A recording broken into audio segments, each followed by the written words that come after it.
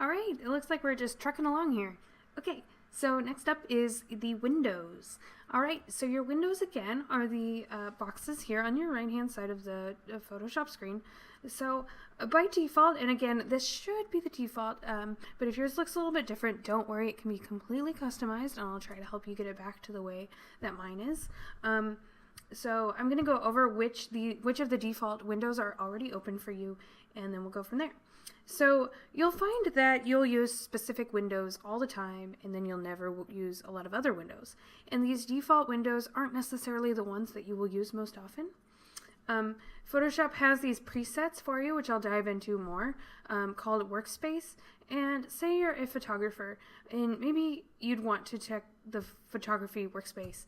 So let's look at it. Okay, so it's a little bit different and not too different. But if you want to go back to the default, you go Workspace, Default. And it has different tools selected and different windows selected. But again, let's just talk about the default windows and see what happens, and we'll go from there, and we will customize later. All right, so again, up here at the top, we have color and swatches. So these all have to do with color. And we're going to have an entire color class later on, but for now, let's just talk about it a little bit.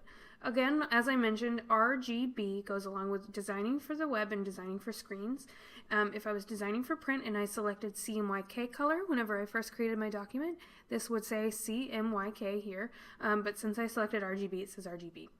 And RGB has values, so if I said, for instance, 342 by G of, 242 is what I meant, by 31 by 31, I would get this red color. And that's just a color I just made up randomly. But each color has a value, an RGB value. Also, each color has a CMYK value. Okay, so that's how that works. And then again, we have our color picker here, and I could just select a color based on these values. Or I can click here on this color. This is our foreground color, and I could select it this way. I actually prefer this view because it's a little bit larger and easier to see what I'm doing. But that's just me, that's my preference. And here again, you can see the RGB values here. The CMYK values are even here for our use, and that's all there is to know. So pressing OK gets us out of there, and now I have this new color selected. Going to swatches, these are all the default swatches in Photoshop. They're just trying to give you a wide range of swatches for your use right away. You can add swatches, you can delete swatches. We will definitely go into that in a later class. But for now, I just want you to know that it exists, so you can toggle between color and swatches. And if you prefer to select colors this way, you can literally just grab this purple color, and now you have that purple color selected. So if I make a square, you can see that it's purple. Okay, so here we have the next window is the adjustments and styles. We will work with adjustments and styles later on in another lesson. Adjustments, simply just adjust your layers and make them look all sorts of crazy ways. From changing the hue and saturation, we could turn things black and white this way. We can make things brighter, darker, add more contrast. All sorts of things can be done in the adjustments window. Down below is the most important window that we will be using the most often, and this is your layers window. Okay, so your layers are everything in Photoshop. We will be extensively covering layers. They are so important. They just change the way you work. They are my life. I dream about them at night. I wake up thinking about layers.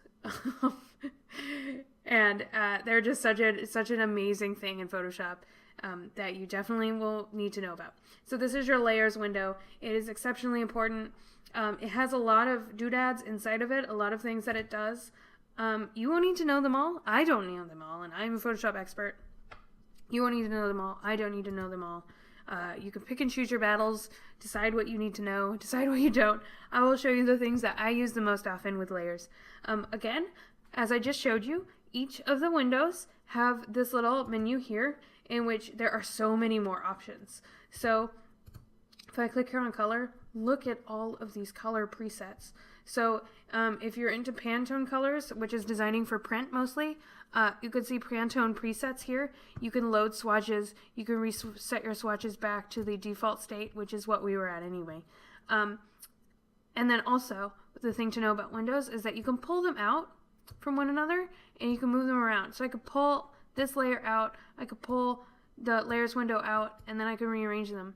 So I could put the layers window at the top if I wanted to. I could move this one down and put it onto the bottom, and so on. If I don't want to layer, I can simply put it out here and then press the X. Okay? So that properties window that I just exited out of, that is the window that I never use and I don't care for it. It is up to you if you want to dive into it and figure it out. I'm not going to teach it to you because it's not my thing, but again, up to you. So this layer here, sorry, I moved everything.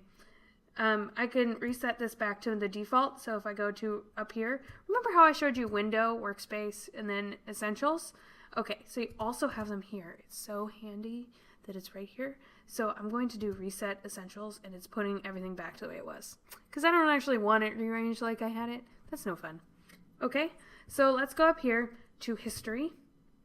This window is pretty darn important for me. I love the history window because it allows us to go back in time. I'll show you more on this later, but if you see when I click back, I'm literally going back in time to the last lesson that we were on before. And so clicking up here also goes all the way back to the beginning of what we were doing. And it's just so great, this history window. I love it so much. Let's get rid of it for now. Again, so if we're clicking on a window up here, you'll notice that we have so many other windows that we're looking at, and it's just so great to click these. And the ones that we don't want, we can click them again and deselect them. Again, we definitely want the layers window. That's crazy. So let's click that again to select it again. And so you can decide which of these windows you do and don't like. And at any time you want to reset your windows back to the default, again, you go Window, Workspace, Reset. And also you can do that up here in this drop down too, which is even better, more convenient. Okay, so that's it for Windows. See you on the next lesson.